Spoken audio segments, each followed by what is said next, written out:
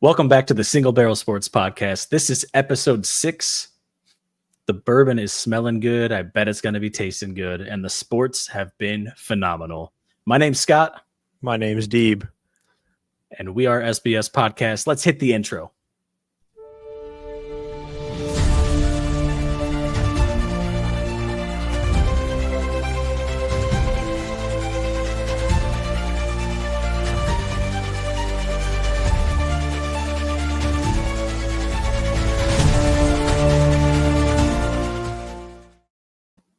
What's going on, people? Episode 6, Single Barrel Sports Podcast.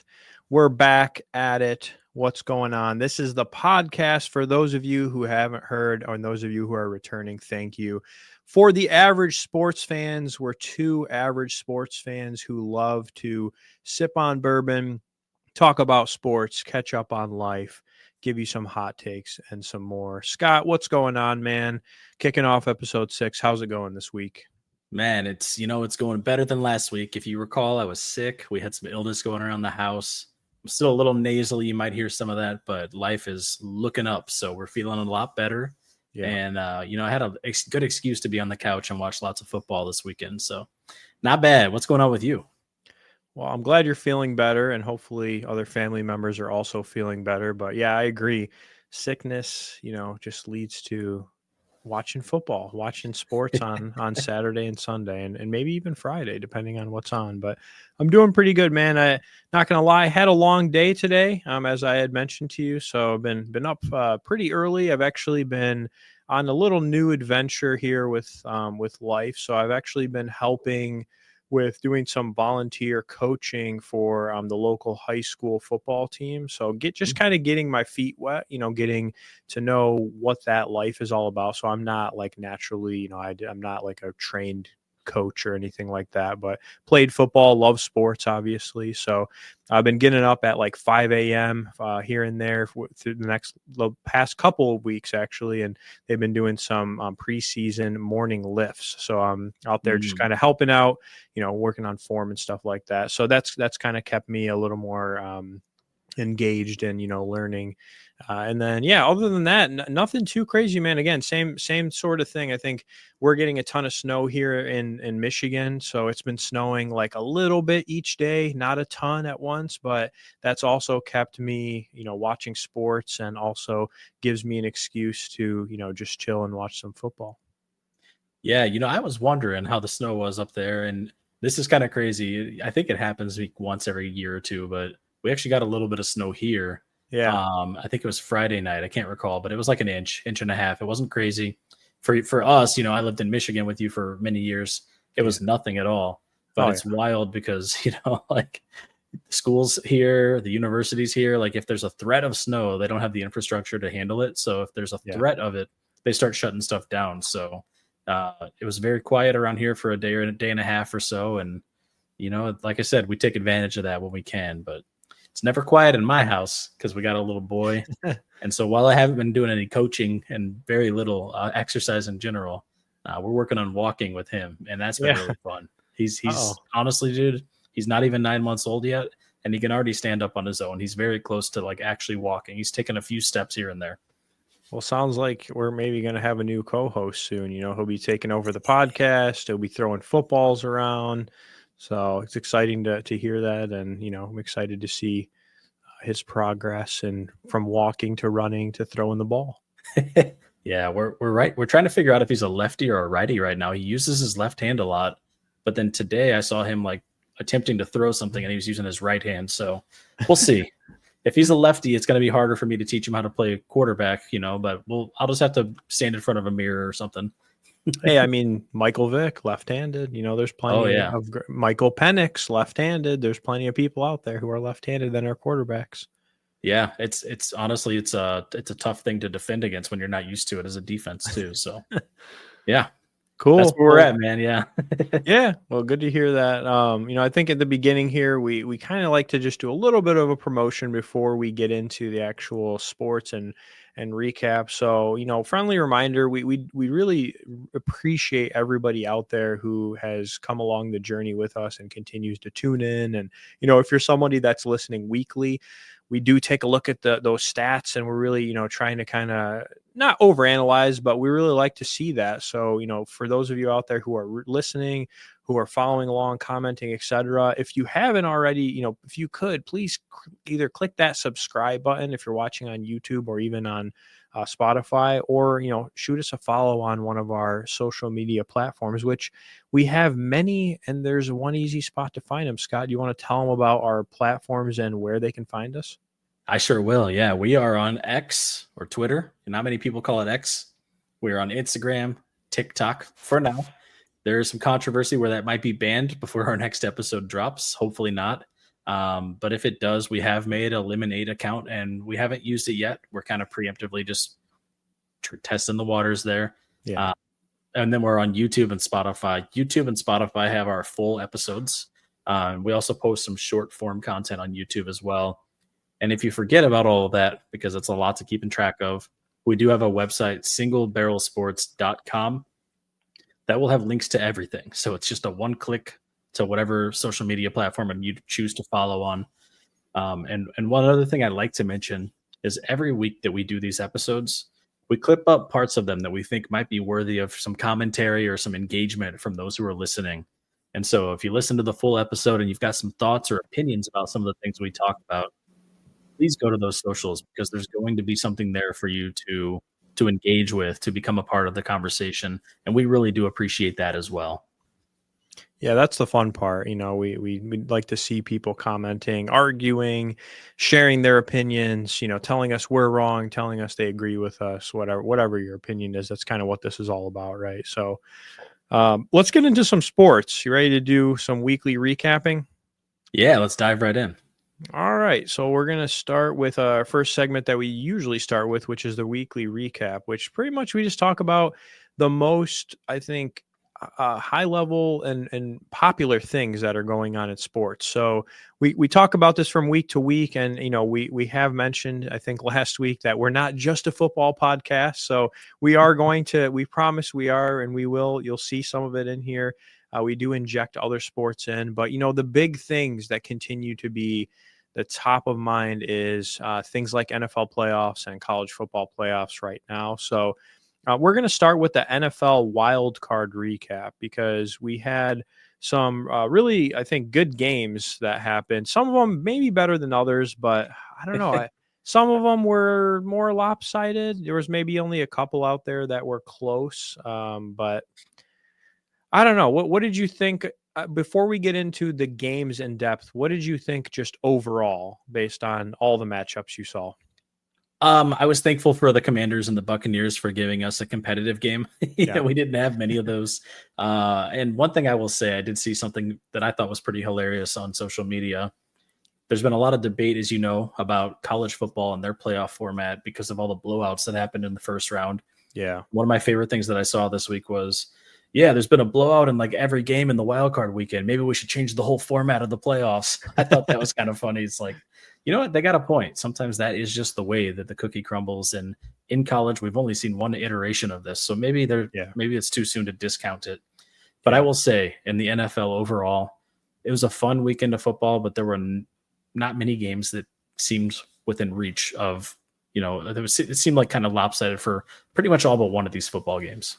Yeah. And for the marketing and the term that they use, wild card, it really wasn't as wild, I think, as maybe some would have expected. Maybe some teams won that we didn't expect to win, and then other teams won that we did expect to win. But I think overall, it wasn't a crazy controversial week. I think like you said, these games were pretty much, most of them were decided by a lot of points on one side. But the first game that we had was the Texans and the Chargers. The Texans ended up winning 32-12. And I think we had a clip that we wanted to show from this of Ladd McConkey, right? You want to tell us a little bit about the clip while I pull it up? Yeah. So we'll talk about this. And this, at the time, this seemed like it was injecting life back into the Chargers and making this a closer game. Ladd McConkey is a rookie wide receiver. He's had a great season. And he actually set a playoff record this weekend for a rookie with the most receiving yards in a game at 192, and 86 of them came on this one play right here. So check this out.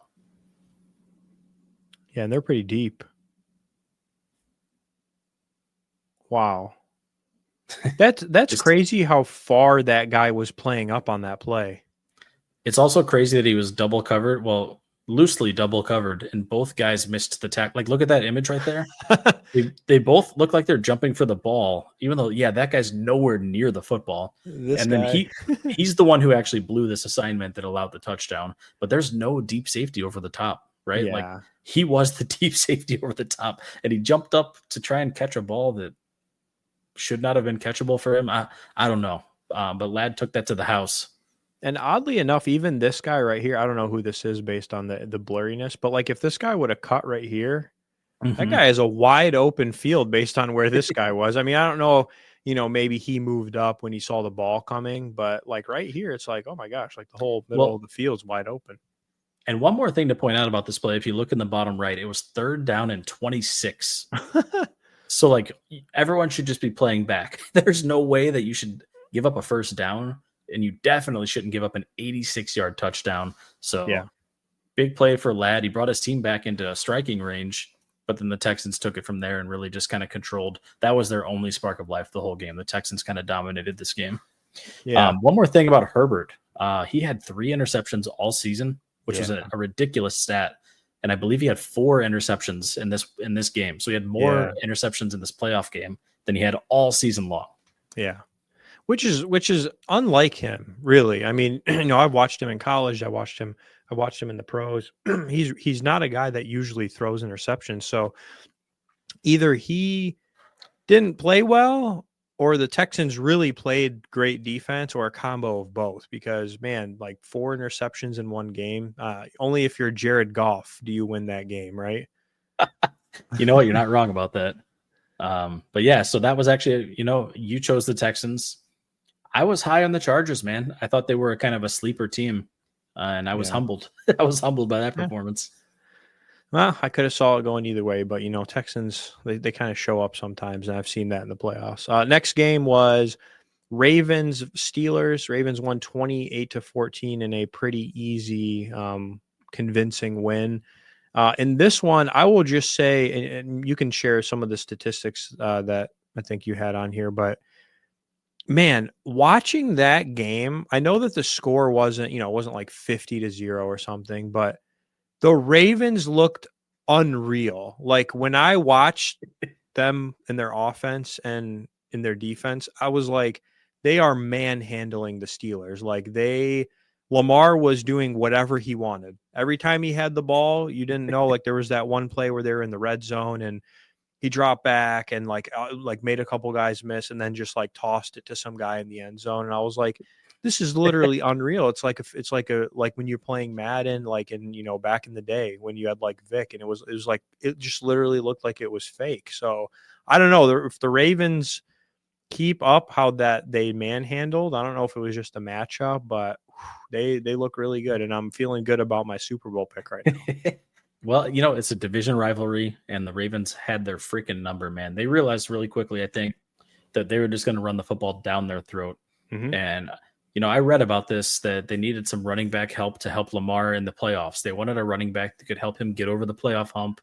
And who better than Derrick Henry? And Derrick Henry had a monster game. Yep. But what was crazy to me about this game, and it came back to bite me, right? Because we posted a bet on our Twitter or on our X account about it was a receiving prop. It was 40 yards for Rashad Bateman, and it was 3.5 receptions. So it needed 4 catches out of Mark Andrews. Yeah. But they didn't need to throw the ball. They ran the ball 50 times this game. 50. At one point in the game, it was at least 5 plays. It might have been 6 plays in a row where Lamar ran the ball. At least 5 times in a row, Lamar Jackson ran the ball. And they would just kept getting first downs, man. They did not need to throw it. It was like, it literally looked like a high school football game where one team just was dominating the other with just only running plays. Yeah. Yeah, it was unreal, man. But the Derrick Henry stiff arm was crazy too. I think the guy he stiff armed used to be his teammate at Alabama or something like that. They both went to Alabama. So they said it was like, afterwards they were like talking trash, but they were like, oh yeah, they both went to the same school. But man, he like sent that guy flying. He highlight reeled him for sure. I can tell you, man, if I was ever downfield from Derrick Henry, I would definitely be on a highlight reel. And that's just the nature of that man. He is a beast. And there was a ton of memes that people kept posting afterwards of Mike Tomlin, the Steelers coach, just like the most troll meme of just like his face. And you know how he kind of has that look, like it was just like everywhere, all over X, I feel like afterwards. Well, and I think the Steelers have now lost like 5 playoff games in a row or something like that. Like it's like they're in every year and they're out every year. So they only had one good play in this game, and it was a freak of a nature play by George Pickens, which was a great touchdown. But that's not something you can rely on to score points. Yeah, I mean, surprisingly, he didn't try to fight anyone. So that's one. Bro, actually, on the topic of him though, did you see his post game speech? I caught something about it, but I didn't watch him what he said. I just like saw it on the feed, but I didn't like listen to him. Okay, so this is something I want to hear from people on. We promoted our socials earlier. Please engage with us on this topic. After the football game, George Pickens came out and was being interviewed, and they asked him if he saw improvement over his years with the Steelers. And at first he had a very nice answer. He's like, yeah, every year seems to be better. We're definitely better than when I started here. And then they were like, so does that make you optimistic for next year? And he literally pauses and he goes, nah. So my question is like, how do you deal with a teammate like that who's publicly like on the record saying he has no hope for your team? Yeah. Leading into future seasons. And I'd be very curious to hear, because he's a talented player. Yeah. I want to know what people think. Like, how do you handle a player like that who has brought so much controversy and now publicly has said, I don't trust this team to be good next year? Yeah. Well, maybe they should pick up Tyreek Hill. I don't know. Maybe that's the solution. Next game we had was Bills versus Broncos. Bills 31, Broncos 7. Kind of a beatdown. I mean, not surprised because I know the Bills are good. Offense is very good. Their defense is great, but Broncos defense is actually they're pretty solid. So I was surprised that it was this big of a spread.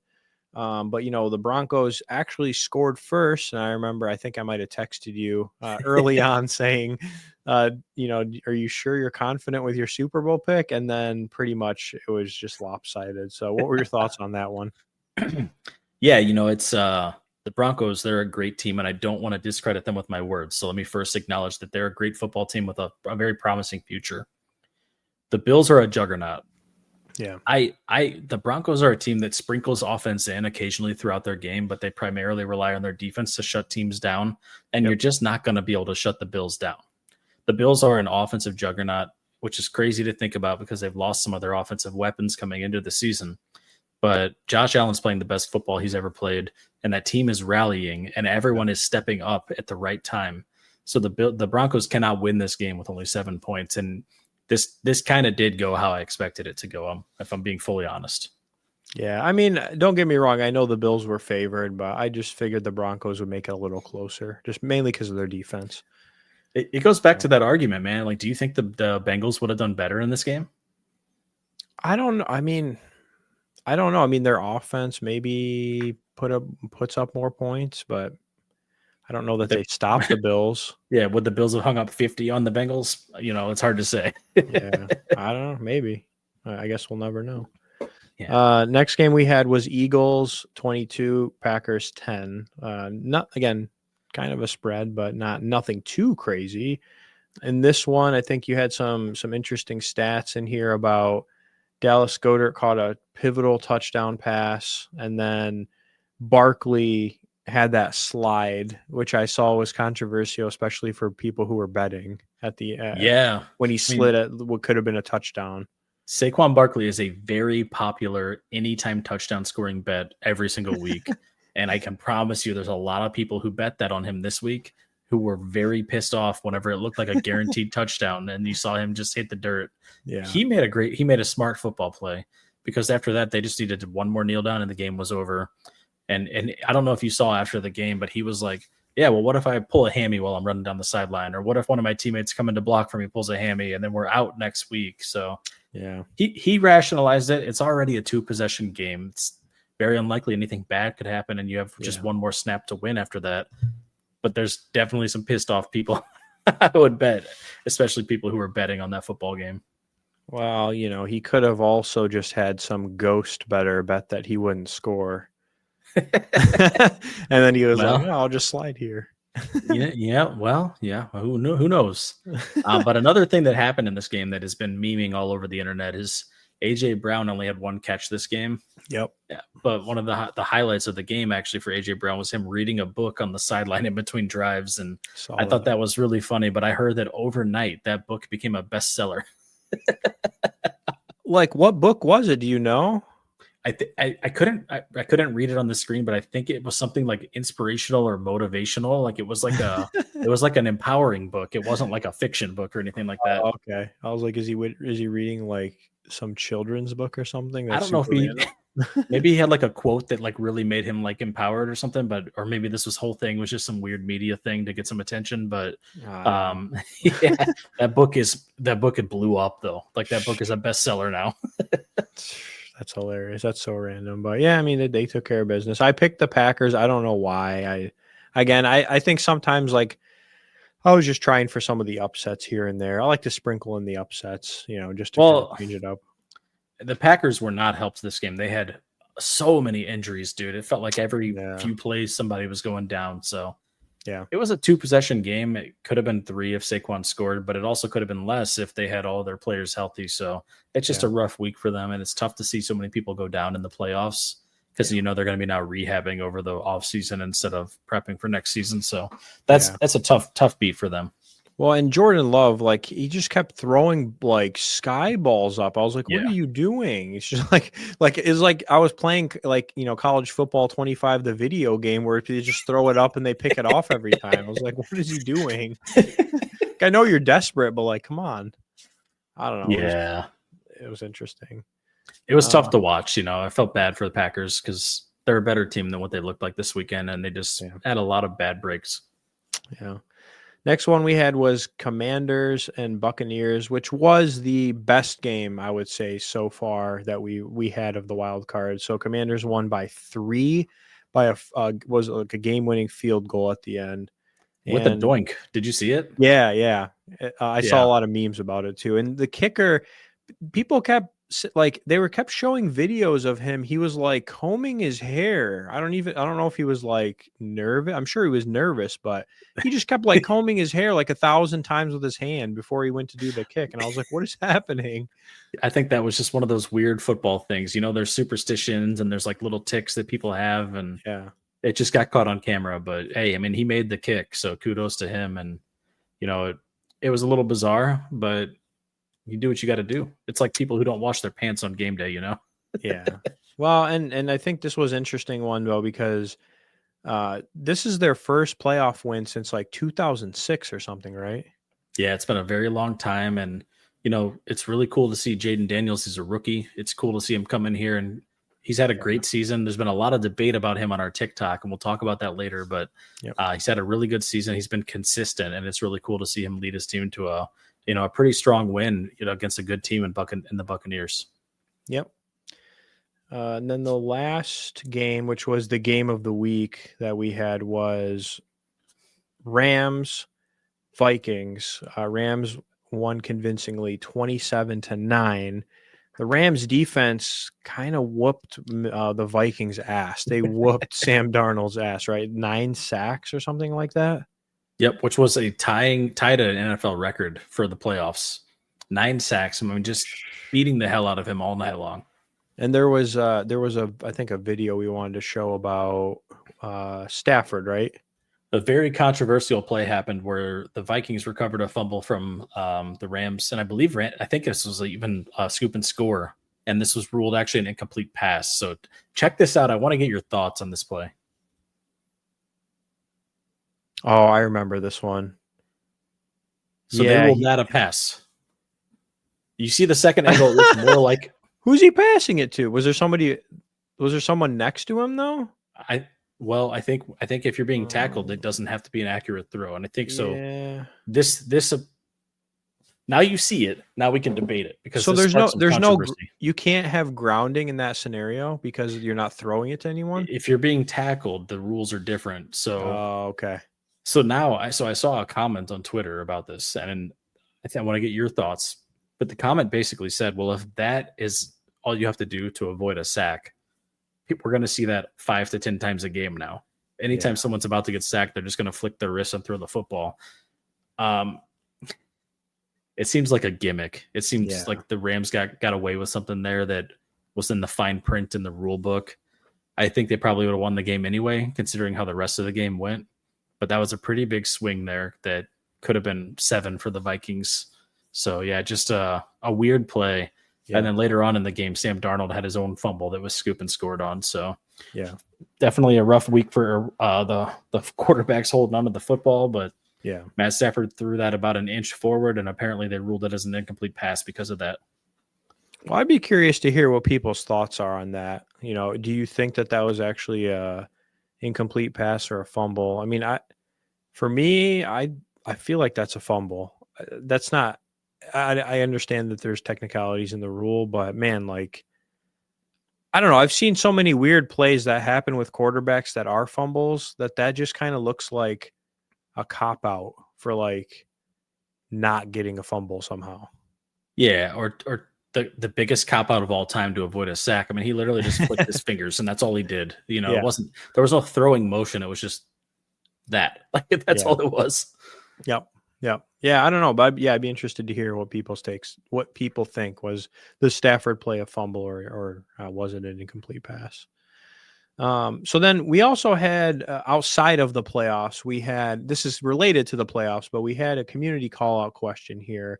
And want to thank Tim for submitting this. I know he submitted this to me a couple weeks ago, so I'm bringing it forward. I think it's still relevant, but basically there was Amon-Ra St. Brown from the Lions had a particular stance that he brought forth in terms of NFL playoff seeding. So the question that we want to pose is, do you agree or disagree with this stance that he said about the playoff seeding? His stance was he thinks that the NFL playoff seeding should be changed to where divisional winners make the playoff, but seeding is based on overall records. So kind of like the Vikings situation where, they had won a lot of games, but they lost that game kind of awkwardly to the Lions, but they kind of got a weird part of how they got seeded, right? They had to play the Rams because of that. So they went from being probably a 2 or 3 seed to what was it, like a 4 or 5 seed basically. So curious to hear people's thoughts. I know we kind of talked about this with college football bracket and seeding, but what are your thoughts on the seeding and should there be changes?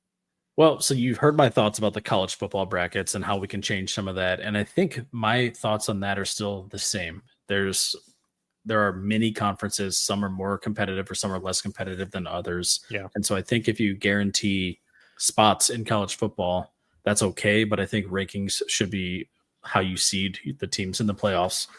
What I will say about the NFL, this year is an anomaly. How often do you have 2 teams in the exact same division that have 14 wins or 14 and 15 in this case? That rarely ever happens. It's like such an anomaly. Yeah. We have decades worth of experience, and these types of situations have only happened a handful of times where you've got an objectively better team that has to go play on the road. Yeah. This is also a professional sport where each team has a cap limit. That's a lot different than just throwing out a bunch of NIL money to players at schools that can afford it. So I think NFL is fine how it is. I think we had a really weird year this year where 2 teams happened to be 2 of the best teams in an entire conference came from the same division. But I don't think that will be the normal. I think we have decades of experience to show us that, the 8-8 Seahawks made the playoffs one year and got to play a home game, right? But that happened like once for them. It wasn't like a normal thing.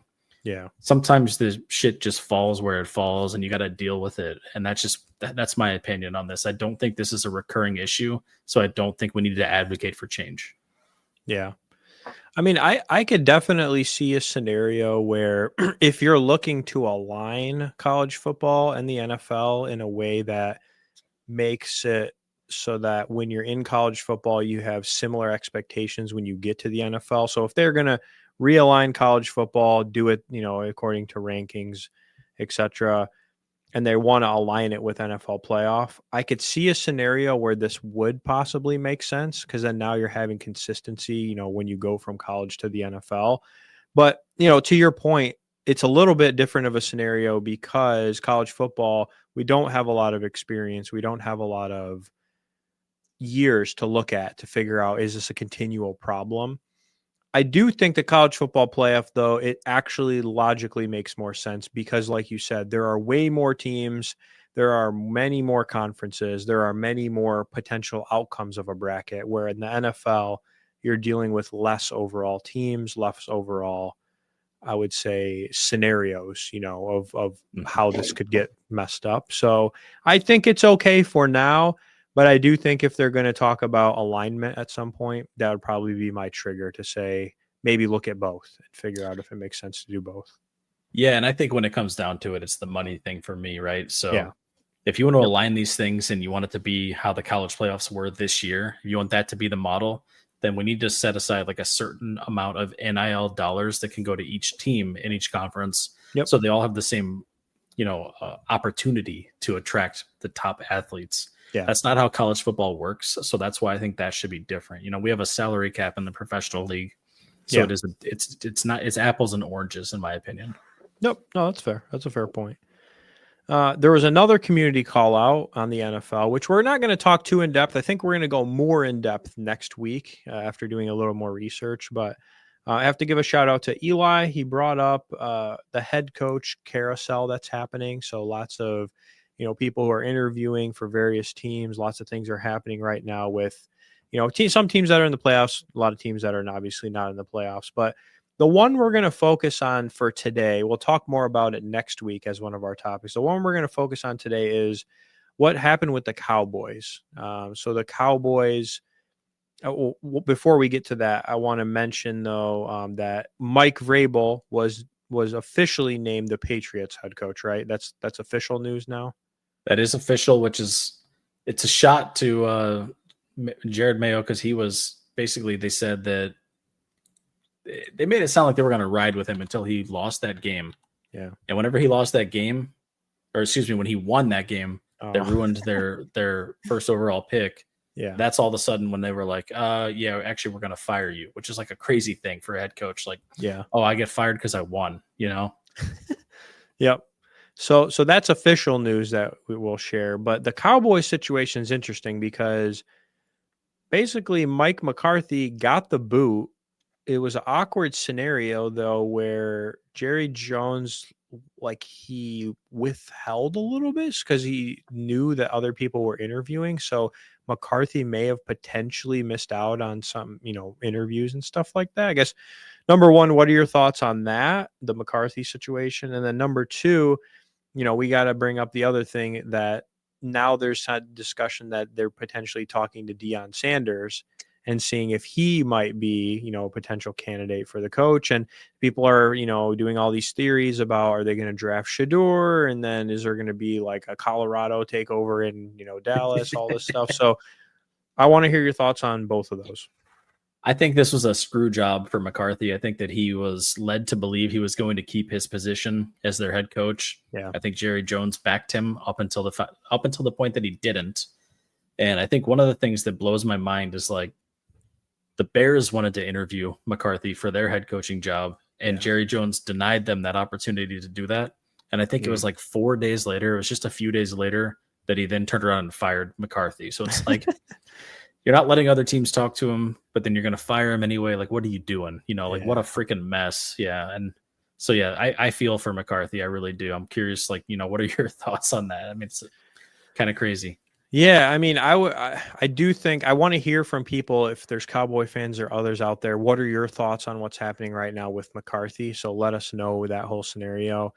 I think, it's definitely shitty. Like, if he knew he was going to fire him or not, bring him back on at some point, and he knew that there's other opportunities, that's just kind of like, I don't know. To me, that's lame. Like, why wait or why withhold if you know that the guy may have an opportunity somewhere else? And maybe it's, I don't know, maybe there's bad blood between them. Maybe McCarthy beat him in ping pong or something and he can't let it go. Like, I don't know their relationship, so I can't speak on the behind the scenes, but it doesn't really look great, I think, from a outsider, from a average guy who watches sports on the weekend on his couch. From my perspective, it doesn't look great. Yeah, someone's livelihood, right? And then here's the thing. Now, we had Deion Sanders interviewed earlier this week and asked what it would take for him to become an NFL head coach. Yeah. And his response was that both of his sons would need to be on the team. He would want to only coach a team if both of his sons were on it. And now here we are with the Cowboys, Jerry Jones talking to Deion. So, like, how does that work, right? How are you going to draft Shedeur Sanders when you just signed Dak Prescott to a very large deal, a long-term deal? And what does that tell your fan base, and what does it tell your other players? Because if a long-term deal is not something that that shows loyalty, I don't know what does. So what do you think about them drafting Shedeur potentially and bringing in Deion? Like, that seems far-fetched for me. Well, you heard my hot take when we talked about Hunter and Sanders. And Sanders probably is more likely to flop in the NFL than Hunter. I think Hunter has more potential. So I still stand by that. I do think Sanders, he might be good for a year or two, or, he might be one, but I think he's going to be a backup eventually. Here's my take. I think Deion and Shedeur and Shiloh and LeBron and Bronny and Tyreek Hill and George Pickens should all get together and be on one team, and they should be the Looney Tunes squad. And that's would probably be the best case scenario if you had to ask me. I like that. I like that answer. You know what? No hate on that answer. I wasn't expecting that. I wasn't expecting it, but I like it. Here's the thing. At the end of the day, Jerry Jones loves to make big splashes. He loves to look cool in the media. He has way too much control over a team that he's not running well. And I think he probably will hire Deion Sanders. And I think there's going to be a lot of controversy in their future. At the end of the day, that team is just weird, man. They starve people for money. I don't know if you saw this thing, but Cooper Rush needed to start the last week to get some sort of, like, I think it was a $250,000 bonus. And then they just randomly, for the first time ever, started Trey Lance week 18. It's like, man, it's the same thing they did last offseason. They drugged their feet. They really strung out both CeeDee Lamb and Dak Prescott on their contracts. Jerry runs it weird, man. He's very tight about money. He doesn't care about people's livelihoods, and he thinks that his shit doesn't stink. And the Cowboys suffered for that this year, and we'll see what happens next year. Yeah. I don't know. We'll see how it all shakes out. We'll talk more about the carousel a little bit, I think, next week. So, lastly, we just want to go over for our picks from the single barrel pick section. Last week, we ended up, what was your record again? 4-2? I was 4-2 after going 0-2 in the first two. So I was sweating. I'm not going to lie to you. I was sweating. Yeah, I was talking trash the first day. And then I went 3-3. I think still pretty reasonable. I feel like I took a little bit of risk on a couple of the games, but that's what you get here and there. But our overall record, go ahead. I was just going to say, it's playoff football. Anything can happen. So going 500 is not bad. Yeah, and our overall records, if you count from when we started this podcast, we're not the whole season, but to including the playoffs, looks like you're 15-8 and I'm 14-9, which, hey, for two average guys who, sit on the couch and watch football from time to time, that's pretty good. If we're betting money on all those games and we're betting with the actual odds, that's how we pick our games. I would say that's a pretty good track record for us doing the sandbox. Yeah, hey, if you're betting the spread, you're making about even money on every win. So, 15-8, 14-9, you're up, 5 units. I'm up 7 units. That's pretty good. Like, whatever your bet is, you're up that many units, and it's not bad. I'll take that. And speaking of bets, you want to talk about the bets or bet that was posted for this past weekend? Yeah. We posted a couple explicitly talking about how if you wanted to tail it, to feel free. One of them flopped tremendously. It was the Ravens. We had a couple of receiving props on that with Mark Andrews and Bateman, and they ran the ball all game. So we lost that bet. Yeah. But it's the playoffs, so we dusted off our shoulders and we came back Sunday and we put out a tight end player prop parlay, and that one hit, and it wasn't even sweaty. All 3 tight ends did what we needed them to do. Yeah. That one hit, and that was a triple up. So that was it wasn't a triple up. It was like a 2.5. So it was nice for us. And there was also, I don't know if you guys have paid attention to this, or Deeb, if you heard of this, but DraftKings had what they called was like King of the End Zone. Have you heard about that? Mm-mm. So King of the End Zone is basically on a given day who will have the longest touchdown. Oh, okay. And what you have to do is you have to bet that somebody will score a touchdown. And then if that person has the longest one, then you get a share of a big amount of money in bonus bets for the future. So like this past weekend, it was $2 million. Oh, geez. So like if you bet that, in this case, I said Rashad Bateman, and he did score. So we won that bet technically, but he didn't have the longest touchdown. But if he would have, I mean, we would have had like a lot of money in bonus bets. So we were kind of 2-1 with the stuff we promoted this weekend, 1-1 with the stuff that we explicitly promoted, but we did also promote Bateman as a touchdown scorer, which he did score. So it was a pretty good weekend for bets, between our picks and then also the prop bets that we put out there on our social media. Yeah. Yeah. No, I mean, I think 2 definitely interesting ones. And then, that King of the End Zone thing is interesting. I'd encourage people to look at that because I've never heard of that. So that's sounds like an interesting one. It's a DraftKings exclusive, and they are talking about bringing it back for the divisional round. So just keep an eye out. I think I read if you chose Ladd McConkey on Saturday, everyone who chose him, you get a split of the money. So everyone that chose him got like over $1,700 in free bets. Oh, wow. I'm like, I could probably make a lot of money if I could bet $1,700 free. And it's like $1,000 at a time. It's like 1,000, 1,000, 1,000, 1,000, 700. Like it was like big bets that you could make. Yeah, that's pretty cool. That's an interesting concept. All right, enough about the NFL. We're going to do a college football playoff recap. And this one will be pretty short because there wasn't a ton of games. But, basically 2 games happened. First one was Ohio State versus Texas, which was Big Ten versus SEC. And Ohio State pulled it out 28-14. It wasn't as close of a game as I think some people thought. I think some people thought Ohio State were definitely going to, blow them out of the water. But it looked like Texas was kind of in the game for a little bit. And then yours had a fumble, that was returned for a touchdown. There was just kind of like a couple plays that didn't go Texas's way. But, man, Ohio State continued to roll, and they're heading to the national championship. Any thoughts on that game? Well, when you watch this game, and I just have a feeling Ohio State's going to win the national championship, and they look like they're in form. But when you watch this game, Texas was 1 yard away from tying this up at the end of near the end of the fourth quarter. Yeah, it was a 21-14 game. They were on the 1 yard line, and they had a 7-yard loss. And then so their next play, that's when Ewers dropped back and he fumbled the ball for a scoop and score, which made it 28-14. And it's just like, how do you get 1 yard away? Yeah. How do you lose 7 yards on a rushing play when you're on the 1 yard line? Like, what are you doing that makes you lose 7 yards when you're on the 1 yard line? Just it's a tough break for Texas. I know a lot of people are upset.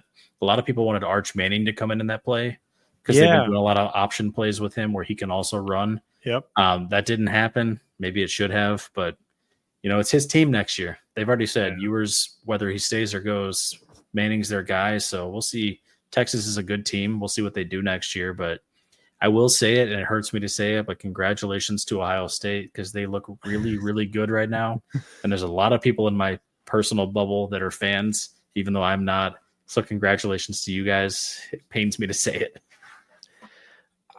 That goal line stance made me sick. Like seeing them at the 1 or 2 or 3, whatever yard line and doing like a halfback toss. I was like, dude, have you guys ever ran a goal line play? What are we doing? Like we're running a halfback toss. I think it was even to the weak side of the field. Like it wasn't even I don't know where they were, but it looked like they didn't have a lot of room based on like the speed of what happened and how that play broke down. But that was just a bad play call. I remember telling my wife right after that, why didn't they put Arch Manning in and run an option? I don't know if it's because he kind of fumbled the ball in that one play or whatever that was. I mean, it wasn't a fumble, but maybe they didn't have confidence in him. But I got a tough loss. Then other game was Penn State, Notre Dame. Really, really good game, actually, that came down to the wire, and Notre Dame pulled it out 27-24. This is probably the closest since, what was it, Northern Illinois that they lost to in the beginning of the year. The closest game I think I've seen with Notre Dame, especially in the playoff. So what do you think of the tight matchup of these two schools? Well, I'll preface with saying I didn't get to watch the whole game, but whenever I was watching, Penn State was winning, although it was a close game. And it breaks my heart to see that they couldn't hold it out because I had them winning the Natty this year, which was a very unlikely choice. Yeah. Not a Penn State fan. I just felt like they were the most complete team. They were the most complete coming into the finals, even though they had just lost to Oregon. But here we are. Sometimes your team loses, and you just pick your pants back up and move on with life. And I think Penn State was a great team, but Notre Dame played a really good game, and they had a great, kick at the end to seal the deal, and good luck to them. Yeah. They're surprising. I don't think a lot of people picked them to get this far. Yeah. I don't know if they have a chance against Ohio State. Ohio State's an 8-point favorite. But then again, Ohio State was like a 27-point favorite against Michigan this year, and they lost to them. So who knows? Yeah. And speaking of picks, let's show the bracket. So we ran a college football playoff bracket. We had 19 people who joined this, which was really awesome to see. Just a quick update from this. So pretty much there's only 2 people left that basically can win this. It's one of them is related to you and in your my household, wife who picked Ohio State. And the other is Eli, which we've mentioned already for his community call out, but one of these 2 individuals is going to take home all the glory in our playoff pick'em. Yeah, it's kind of wild. Raven picked a lot of underdogs early, but she rode with Ohio State the whole way. So if they get a big win, she'll win the league. And if not, it looks like Eli will win. And both of those are pretty bold picks coming into the playoffs. Yeah. But both teams have performed very well. Yeah, no, it's super fun. And I'm looking forward to, I think what we'll probably do is we can do like a March Madness bracket as well. So same thing, we'll probably try to get some people. So if you're interested in that, be on the lookout. I'm sure we'll mention it when that comes up, but just a fun way to get people involved. I know we kind of talked about maybe doing like an NFL playoff one, but there's not many games. Kind of similar to college football, but it was fun because college football was new. And there's other things we can do like daily fantasy sports. So like we could choose a sport like basketball or hockey or golf. And if people are interested in that, please let us know because we're happy to host that and we can run it on like DraftKings or FanDuel. Yeah. But we want to know that people are going to participate if we're going to put together something like that. So if you're interested in a short-term daily fantasy thing, let us know. We'll put some stuff together if people have interest. We love sports and we'll be part of it. Yeah, for sure. All right, we're moving into In Other News, a segment where we just talk about things that are outside of the norm, outside of the weekly recap. So we have a couple of interesting ones for this week. This first one, I'll let you explain because I have no idea what this is, but I thought it was really interesting. I know who this is, but I've never seen this. I chose this because I thought you would find this entertaining. It's a clip of Bill Goldberg on a golf course. And just wait till you see it. It's exactly what you might expect. And for those who don't know, who is Bill Goldberg? Bill Goldberg is a professional wrestler who was a dominant force. He's a huge, strong man, and he was a beast his whole career. He may come back. There's some teasing right now that he might have a feud still. But this is him. You can see him. Look at that big old hand. I mean, this is a strong dude. And some dude comes and messes with him on the golf course. So let's see what happens. And I think he also played football, by the way. Oh, yeah. Yep, you're right. This would be like you. This guy's fake punching him. Now watch this. Oh, my. Do you think that was set up? Maybe, but watch this. Oh, don't pick on the old guy. Look at this. He just chases the old guy. That guy's scared for his life. Oh my God. Yeah, bro. So that was just a random clip. I saw that and I could not stop laughing, especially when he just yeeted the first guy. So I was like, nah, Deeb will love this. Let's show this on the podcast. That's hilarious. And then, so this next one looks like it's coming from the NBA with Zion Williamson. It looks like he's back. What's going on with this one? Well, I haven't heard the name Zion in a while. This looked like a freaking dunk contest type of a dunk after a steal. So we had to show this one. Was he injured? Is that what they mean by he's back? I don't know. But look at this, though. Look at the dunk and then boom. Those are some sick jerseys, by the way. Yeah, those are some dope jerseys. But yeah, it was just kind of funny to see. He gets the little steal and then just throws up like a freaking all-star style dunk right there just to cap it off. I don't know why that made me think of this, but remember when he played for Duke and he like came out of one of his shoes, like his shoe Yes. exploded on a rebound? Yes, I remember do. watching that live and being like, this guy literally just exploded his shoe on like live TV without even meaning to. Like, how? It was like crazy. Yeah. I mean, he's a beast of a man. I think he kind of got a little out of shape there for a while, but he looks like he's back in game form. He's had too many donuts.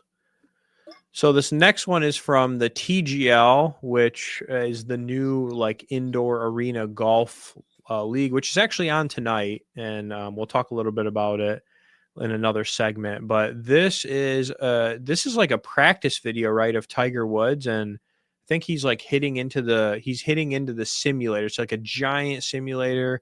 And he hits one of the cameras, right? Or like one of the guys asks him to hit the camera, if I'm not mistaken. One of the guys was like, do you think you could hit that camera? Like, how many chances do you think it'll take? And then this is his very first shot. And they do, I mean, he is quote unquote mic'd up on here, but really all you need to see is the craziness of him just like clearly this guy's insane, right? I know we talked a little bit about him.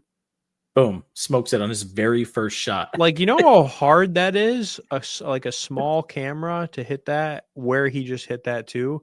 That right there. That should tell you about the rant that I went on last week about his stats. Nah, he's the GOAT. There's no debating that. Yeah, that was that. I mean, he's just different. Next one we have is again NBA. Trae Young and something about a game winner. Yeah, so you'll see. The other team hits a three here that looks kind of like a dagger shot. So, or like they're going to go to overtime here, right? So check this out. Jazz. Pretty nice three there. Hits it with 3 seconds left, right? 2.9.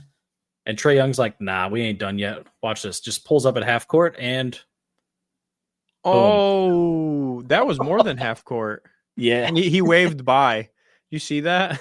Yep. Well, look at him. He's waving by.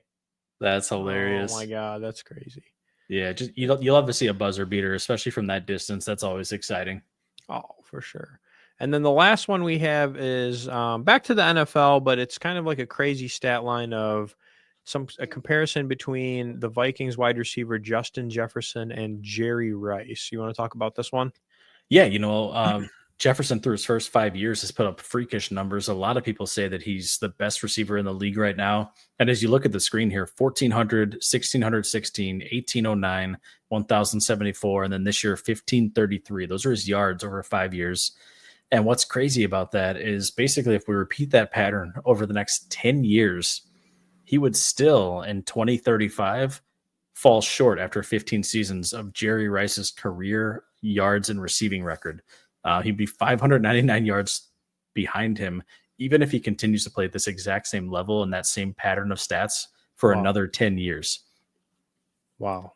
That's literally crazy. And I mean, I know we've talked about records on here, like the rushing record and that sort of thing, but just to think that you would have to play and have that many yards for that many years to even come close, I mean, 600 yards, that's like, I don't know, like, is anyone going to be able to break this ever? Or is this going to be a standing record for a while? If anyone wants to break that record, they are going to have a long career with no injuries and then benefit from having the additional game every season that Jerry Rice didn't have. Yeah. Or, well, do they count playoff games or no? I think that was a regular season statistic. Okay. So, yeah, I guess it doesn't really matter. All right, well, that's all we have for In Other News. So we're going to move on to one of my favorite segments. I know I say that a lot, but the halftime pour. You want to talk about the halftime pour, what it is, what we're drinking, and we can move into the question of the night. Yeah, so the halftime pour is where we put the single barrel into the Single Barrel Sports Podcast. It's where we take a moment to celebrate halftime, sip on a little bit of bourbon. And so tonight, I'm actually revisiting one that I did in a previous episode. You can't really see it here. It's the Knobs Creek Single Barrel. It's a select pour. And I was choosing this tonight because, it's a 120 proof, and I just wanted something a little bit spicy like some of my takes have been recently. Hell yeah. So, yeah, let me pour that up and talk to me about what you got. So I have a Bardstown. I'm trying to get it in Zoom here. It's the white label. It is the Bardstown. It's kind of like I would call it just like it's one that you can find, right? Okay, so the white label is one, if you go to the stores and you're interested, you can find this. But this one is very, very special because it is a single barrel pick, right? We got to do that with the theme. And it is from the Party Source, which I know you're familiar with, which is a store down on the border when you cross from Ohio into Kentucky. So they had this when we went down for the trail this year. I know that's kind of a theme, but they had this as a pick, and I just selected it, honestly, because it's reliable. It's one that usually you can find, not this specific one, but, the white label. It's a really nice, reasonably priced bourbon that I think goes along with, I don't know, just the theme of this week. Yeah, well, you know what? I wish I was sipping on that too, because that is a very delicious one, and I've not had that single barrel, but you can't go wrong with Bardstown. They are a little pricey, but you get what you pay for with those bourbons. Oh, yeah. And we have a question of the night. You want to talk about the question of the night? Yeah, so this is more of a philosophy thing, and we've talked about superstition earlier. So do you have what you would say, quote unquote, is like a lucky pour or a specific bourbon tradition that you pour on game days for like the big games? Oh, man. See, with me, I feel like sometimes when I pick or do things, the opposite happens. So I kind of have to be careful, because if I had one that was my lucky pour, it would almost have to be like reverse psychology, where I picked one that was like an unlucky pour, but said it was a lucky pour.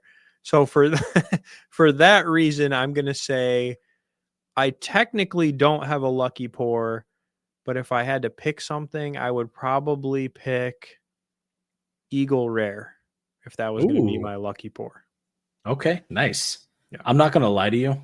I do not have anything to answer this question with. You know what I do whenever I celebrate a big game or have a tradition for game day? Whatever my taste buds are desiring, because like they say, happy wife, happy life. Yeah. For me, it's happy fan. The game's going to be okay. That's kind of how I do things. Happy fan, happy man. Yep. There it is. You heard it here first, folks. So yeah, you know what? I drink whatever I feel like drinking. There is no scientific method to it. And sometimes I'm disappointed and sometimes I'm happy. That's just the way it works.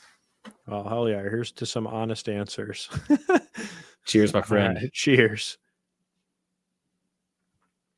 All right. So community callouts, another fun segment where we get to recognize the community, people who listen, people who interact, etc.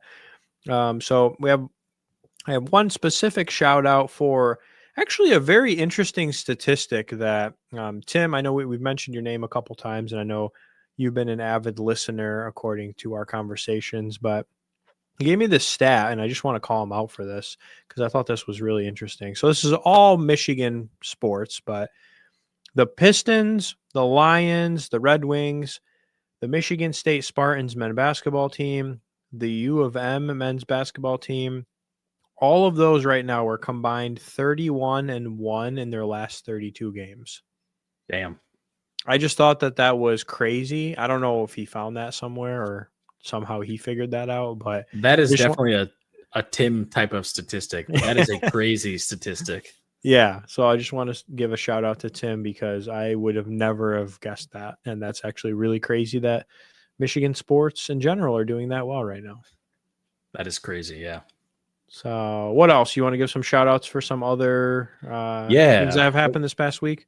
We've had lots of engagement, but over on our TikTok, we've had a few spicy segments here. So I just want to thank everyone who's commented and debated, sometimes kind of going back and forth with each other or with us about Rookie of the Year candidates. So we had a clip that we posted about talking about Bo Nix, about the different playoff seeding styles for the college football playoffs, and then the MVP race where we posted a clip kind of talking about Lamar versus Josh Allen.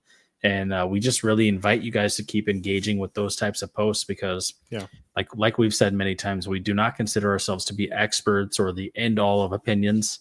We want to hear what other people think too, and we're posting clips directly from the podcast to help generate that discussion. So thank you for everyone who has been a part of that. Yeah, no, I also agree, and we love to see the interaction. We love to hear from people. And if you have something to say or you're interested in topics, etc., send them our way, and we're happy to take a look and try to include them on the pod as we keep going. So we're going into the next segment, which is a little more lighthearted, but it's called Bourbon Blunders, where we just talk about things that have not gone well in sports or some kind of blooper type stuff. So we only have a couple of these this week because there wasn't too many that we came across. But the first one, I haven't seen a couple of these. So the first one looks like it's one from one of the NFL games. Yes. Yep. Actually, both of these first two will be from NFL games, and you can go ahead and pull up this first one, but this is a failed block punt from the Vikings last night when the Rams were punting. And just to kind of show you how things were going for the Vikings in this game, this guy should have blocked this, right? Like, look how close he was. It scrapes off the side of his helmet, but he missed it with his hands. So okay, that looks like he's on top of the ball right there. Yep. So when they teach you this in football, I can tell you this because I did this. They teach you to keep your hands like shoulder height, right? Like, this guy fanned down and he missed the ball because his hands went down. If his hands were still up, he would have hit it. Wow. It scraped off the side of his helmet and he failed the block. It still was a successful punt. Wow. That literally was an optical illusion. I thought he definitely was about to block that. And then this next one is from the Eagles game. Yep. And you highlighted this earlier, but Dallas Goedert had kind of the dagger touchdown in this game. And this is just a unique view of it. But it's a pretty cool one. He catches this ball. He's off balance. He truck sticks this guy. Then he stiff arms him. And then he just decided, you know what? I could probably score, but just for good measure, there's one more. He stiff arms him a second time. Oh, my gosh. So basically the blunder is that guy getting stiff armed like 3 times. Yeah. Yeah. I mean, this guy was already off balance, and then he got truck sticked and then double stiff armed for a touchdown. So that's had I known that, I would have pulled up the Derrick Henry stiff arm as well. Oh, true. Yeah, I mean, he laid a thick one on this week. We would have just had a really stiff podcast. Yeah. Well, okay. Moving forward, there's one more blunder that we posted on our X account on Twitter, and it is from the TGL tonight, as the night of recording on January 14th.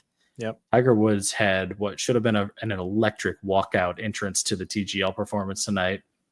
Came out to the song Eye of the Tiger. There was all kinds of lights and smoke and sounds, but Tiger made it a little bit awkward. His own son, Charlie, was roasting him, and just check out the video. We posted it to our X account, so go over there and check that out. But yeah, I posted it, it's 10 out of 10 on aesthetics, and it was also 10 out of 10 on awkwardness. So let us know what you think about that entrance. Yeah, and you have to watch it with the music, so that's why we're not showing it, mainly for like copyright stuff. But the music makes the whole thing like 10 times better too. So yeah, definitely check that out. All right, so next we have single barrel picks. So this is kind of one of our unique and special pieces to our brand, right? So single barrel picks. We're going to be making some picks for this coming week, some key games, things that we think are going to be happening. We also like to do a bet of the week, so we bet each other. We also, like Scott has mentioned, we will usually post some sort of a actual bet on social media during right before the games of the weekend, etc. So make sure to check out social media, mainly I'd say X for those. But right now, the last week, so not this past week, but I think that whatever it was, the prior week, you had lost the game of the week. So you owe me a TikTok dance video, which it sounds like you're working on. And then by the time that this episode comes out, that will be posted. So feel free to go check our socials and see that. And then I lost the game this last weekend. So I have to call out a player on social media egregiously from our account and tag them. So I'll have to think a little bit about this of who I want to call out, and maybe I can go viral with it. I have done one post on my personal social media on X where I called out Andy Milanakis, and that actually went viral, got like 9 million views, which was like crazy. So I don't know, I might have to cook something up. But we're going to start, actually, we usually do always NFL games in this segment. We're going to start with a college football championship because that is a huge game, and neither you or I in our bracket selected either of these teams. So we have Ohio State -8 versus Notre Dame. Who do you have for the Monday night championship? I tell you what, last week I got to go first on all the picks. I'm going to flip it on you. So who do you have first? And let's rapid fire this. Let's not even think about it. Who do you got in this game? Notre Dame. You take a Notre Dame +8. Give me Ohio State -8. You know what? I've slept on them for too long. I just want you to win that one. So good luck. Oh, okay. Let's move on then. We got a few playoff games, 4 playoff games in the NFL this week. So let's talk about that. We got Texans and Chiefs. The Chiefs are -8 at home. Who do you got there? I have to go Chiefs. I'm going to have to go Chiefs too. I don't like it. I think they've had a lot of one-possession games all year long, but it's the playoffs and they're at home, and I have no faith in the Texans, so I'm with you. Yeah. All right. Commanders and Lions. Lions are at home -10. So I'm going to pick the Commanders to win, but only based off the odds. I think the Lions will actually win the game. I'm only picking the Commanders for the odds. I want to disagree with you so badly just because I want to disagree with you, but I cannot. I have to do the same thing for the same reason. So give me Commanders also. And David Montgomery's active for that game, which is good news. Yeah, although Jahmyr Gibbs is really balled out. You know, he set a record this year. Yeah, that's true. Rams and Eagles. Eagles at home -6.5. Who you got? I think I learned my lesson last week. I'm going to pick the Eagles. Okay. Well, I was thinking you were going to say you learned your lesson last week because you would choose the Rams, which is who I'm going to choose. They're going to, not only are they going to cover that spread, they're going to win this football game. Yeah, that's fair. And our game of the week, and I think we already established what we think here. We both chose one of these two teams to win the Super Bowl. Game of the week is Ravens at the Bills Stadium, and Ravens are -1. They're favored by 1 point. So I'm assuming you have Ravens. I have to. Yeah, I mean, I have to go with the Super Bowl pick. I can't be a hypocrite. Yep, and I'm going to go Bills for the same reason, although I would choose them regardless. And here's the kicker. We always bet on game of the week, so let me tell you what it's going to be this week. All right. Whoever loses has to lead a toast to the winning team, cheersing with the bourbon that the winner chooses. So, like, if you win, I would, cheers with whatever you tell me to drink, and like vice versa. Yeah. But here's the bonus on it. It has to be poetic. It has to rhyme. And we're going to post that online. Like as a clip? Yeah. So everyone's going to see the toast, and it's going to have to rhyme. Okay. All right. You good with that? Yeah, I'm good with that. All right. You're on. Yeah. Okay.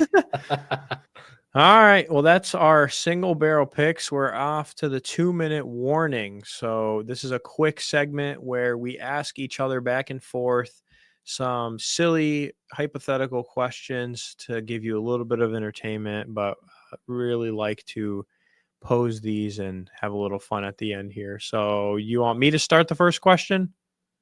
Yeah, you can go ahead and I will start the timer. So go ahead and start when you're ready. Would you rather win one championship with a bitter rival team or stay loyal to your favorite team but never win? Wow. I love to win, and I love championships. But I'm wearing a St. Louis Blues jersey tonight, right? I could never imagine joining forces with the Blackhawks to win a Stanley Cup championship, right? So with that being said, I think I'm staying loyal to my team. We're going to try and win it our way. And if we never win, at least I did it my way.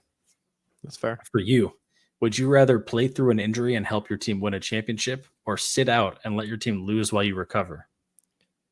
I'd try to play through it. If it wasn't going to ruin my career, I'd definitely try to play through it. It's fair. Would you rather be remembered as a clutch player for a single iconic play or as a consistent player with no standout moments? Ooh. Do I want to be Odell Beckham Jr. or do I want to be Robert Deion Branch? I think I would rather be known as a consistent player that, while maybe never having the flashy moments, is always there when the team needs me. So it's tough. The spotlight is fun, but I would rather have no standout moments and just win the games and be consistent. Okay. For you, would you rather win a Super Bowl with a controversial play or lose with a fair but heartbreaking finish? Oh, I'm winning the Super Bowl any day. Easy. Even if there might have been a rule break that wasn't called? Yep. We're winning the Super Bowl. Bro. Amen. It's one play in a whole game. Yeah, I'm taking that too. Would you rather face your toughest opponent in a high-stakes playoff game or play in a meaningless regular season game against an easy opponent? Oh, this is easy, bro. I need that motivation. I love the pressure. Give me the high stakes playoff game against the people that I want to beat, and let me at them. Let me have them. And that's it, brother. That's it for 2-minute warning tonight. All right, that was a good one. I feel like that was like there was a lot of like intense questions there of like competition, winning championships, playing through injuries. Yeah. All right. Yeah, good one there. And we're to the last call, which is basically our fun way of saying goodbye until next week. You know, last call, they kick everybody out. So we're gonna kick everybody out here, but give you a couple of words to leave you with. So Scott, go ahead with your last call. Yeah, so for my last call, just thank you again for joining us on the journey that we're on. We are just two dudes trying to maintain a friendship and talk about sports, as a lot of people I think in life really have to do whenever someone moves across country. And we're having a lot of fun with it. We really love doing this, and we love sharing content. We love posting every day on our social media. So thank you for those who have taken the time to follow us and to engage with that. And we'll keep bringing content. But if there's things you want to hear about that we have not talked about yet, let us know. We would love to share things that you want to hear. We like talking about all sports. So with that, let me just say thank you again and cheers for that. All right. My last call is, it's the second or third week of January. So, you know, we talked about this a couple episodes ago of people who set New Year resolutions. And then, you know, kind of around this time is when people start falling off the wagon. So if you're listening out there, if you set a goal and it's something that you don't want to do anymore, you know, find something that you want to do and that you can stick to. Those small changes, I think, make a big difference. Make it part of your habits, even if it's just brushing your teeth every day. That's something that I, you know, set as one of my goals a couple of years ago and have stuck to it. But stick to the goals, keep moving forward, and we appreciate all the support. Thank you guys so much. Cheers, and we will see you next week.